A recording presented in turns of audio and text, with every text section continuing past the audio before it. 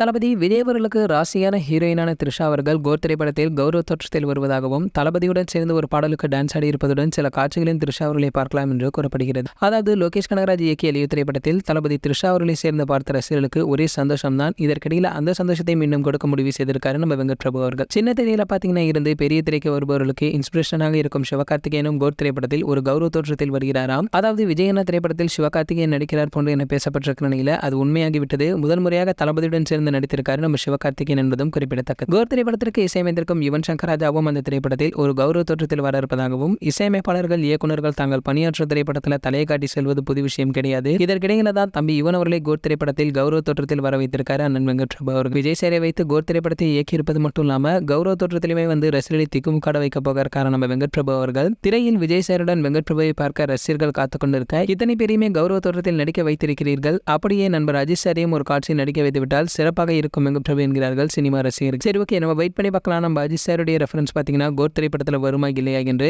மேலும் இது போன்ற நம்ம தளபதி பற்றி வெளியாகும் அனைத்து செய்திகளை நீங்க உடனே தெரிஞ்சுக்க நம்மளுடைய தளபதி டாக்கீஸ் நம்ம சேனலை சப்ஸ்கிரைப் பண்ணிக்கங்க. பக்கத்தில் உள்ள பெல் ஐகானை கிளிக் பண்ணிட்டீங்கன்னா நீங்க நம்ம வீடியோவை மிஸ் பண்ணாம பார்க்கலாம்.